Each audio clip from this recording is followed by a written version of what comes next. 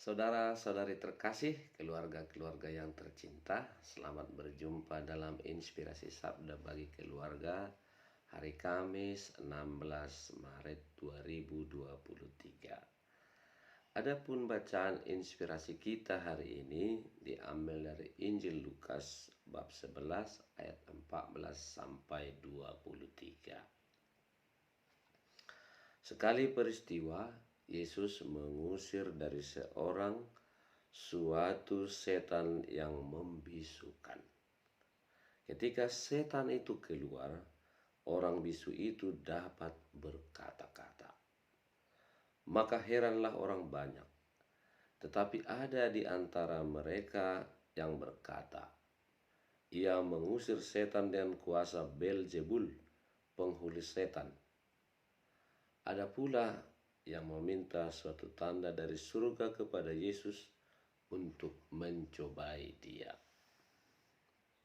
Tetapi Yesus mengetahui pikiran mereka lalu berkata, "Setiap kerajaan yang terpecah-pecah pasti binasa, dan setiap rumah tangga yang terpecah-pecah pasti runtuh. Jikalau iblis itu terbagi-bagi dan melawan dirinya sendiri, bagaimanakah kerajaannya dapat bertahan? Sebab kamu berkata bahwa aku mengusir setan dengan kuasa Beelzebul. Jadi jika aku mengusir setan dengan kuasa Beelzebul, dengan kuasa apakah pengikut-pengikutmu mengusirnya? Nah, merekalah yang akan menjadi hakimmu. Tetapi jika aku mengusir setan dengan kuasa Allah, maka sesungguhnya kerajaan Allah sudah datang kepadamu. Apabila seorang yang kuat dan bersenjata lengkap menjaga rumahnya sendiri, maka amanlah segala miliknya. Tetapi jika seorang yang lebih kuat daripadanya menyerang dan mengalahkannya, maka orang itu akan merampas perlengkapan senjata yang diandalkannya dan akan membagi-bagi rampasannya. Siapa tidak bersama aku, ia melawan aku, dan siapa tidak mengumpulkan bersama aku, ia mencerai-beraikan." Demikianlah sabda Tuhan. Terpujilah Kristus. Nah, saudara-saudari terkasih, keluarga-keluarga yang tercinta, kita sudah memasuki masa Prapaskah yang ketiga, dan hari ini sabda Tuhan mengajak kita untuk menyadari bahwa kita sedang dalam proses bagaimana mewujudkan datangnya kerajaan Allah di tengah-tengah dunia ini melalui pertobatan. Hari ini Yesus menyampaikan pesan bahwa kerajaan Allah sudah dekat. Itu adalah gambaran bahwa kerajaan Allah datang dalam diri Yesus. Kehadiran Yesus sudah menampakkan kerajaan Allah di dunia ini. Apa yang mau disampaikan oleh Yesus dalam bacaan ini adalah untuk menjawab kritikan yang disampaikan kepadanya bahwa dia tidak memiliki landasan yang kuat ataupun dasar yang kuat untuk memberitakan hal itu. Sebenarnya hal ini semua bersumber dari rasa iri yang dimiliki oleh pemimpin-pemimpin agama bangsa Yahudi. Hari ini Tuhan Yesus menyembuhkan seorang yang sakit bisu, dan akhirnya dia bisa berkata-kata. Dan itulah menjadi sumber kritik bagi pembenci Yesus yang menyatakan Yesus menyembuhkan dengan kuasa Beelzebul. Sebenarnya apa itu Beelzebul? Beelzebul atau penghulu setan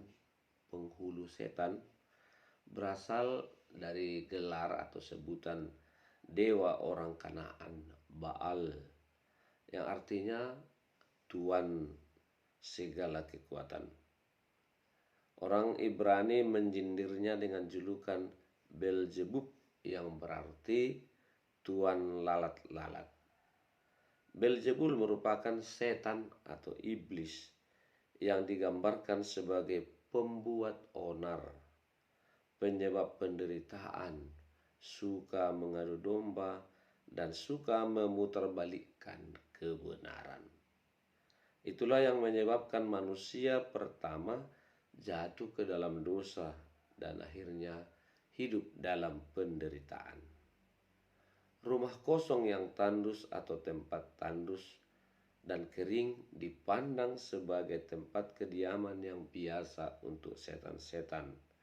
Tetapi sesungguhnya mereka lebih menyukai tempat kediaman di dalam manusia. Demikian Yesus dituduh menyembuhkan orang dengan kuasa setan. Namun Yesus membela dan menyadarkan mereka bahwa kehadirannya bukan untuk suatu kejahatan, suatu perbuatan yang membawa penderitaan. Justru Yesus datang untuk membawa pembebasan, membawa kedamaian, membawa kerukunan, dan menyampaikan apa yang sesungguhnya. Jadi atas dasar iri hati, semua yang baik, semua yang indah, semua yang berkenan diputarbalikkan oleh pemimpin bangsa Yahudi dengan menyebut Yesus, memberi Yesus gelar sebagai pengusir dengan menggunakan kuasa setan.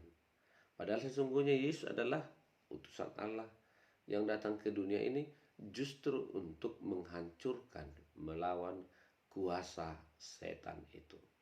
Nah, saudara-saudari terkasih, peperangan rohani, pertempuran sengit antara Beelzebul, kuasa jahat, kuasa setan, dengan Allah setiap hari masih berjalan dan terjadi di tengah-tengah dunia ini. Maka kita akan mengalami hal yang sama sebagai pengikut-pengikut Kristus ketika kita berani untuk menjadi pembawa damai, pembawa sukacita, merukunkan orang, dan segala hal yang baik. Seperti Yesus mendapat tantangan yang sama, demikian kita juga akan mengalaminya. Dan itulah konsekuensi dari seorang pengikut Kristus. Maka hari ini Tuhan menyadarkan kita untuk tetap waspada, berjaga-jaga. Kita harus membentuk satu kesatuan, persatuan yang kuat dengan Tuhan sendiri, dan persatuan yang kuat dengan sesama. Karena sebagaimana sebuah perang, kalau kita terpecah-pecah, kalau kita berjuang sendiri, kita akan kalah. Karena apa?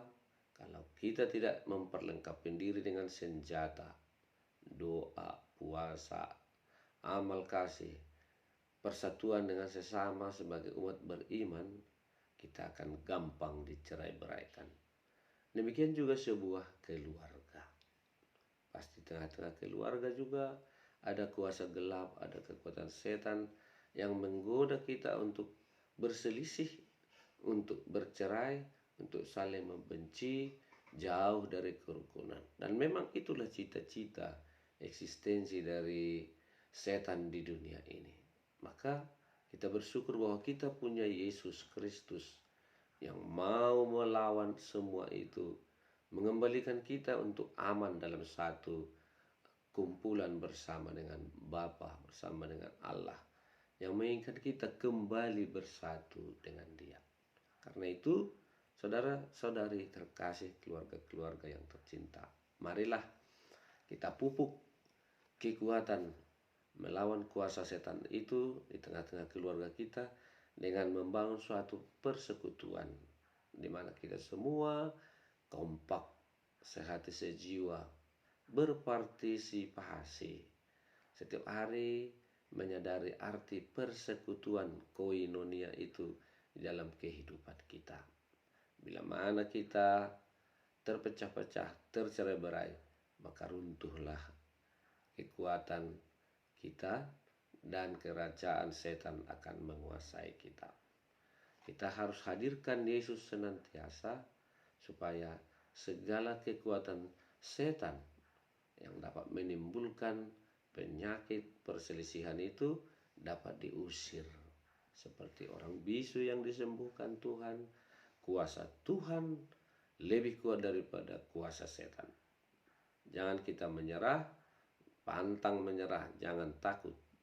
Kalau Tuhan bersama kita, dikatakan Yesus tadi, siapa bersamaku akan mengumpulkan, dan siapa yang tidak bersama aku dia mencerai-beraikan.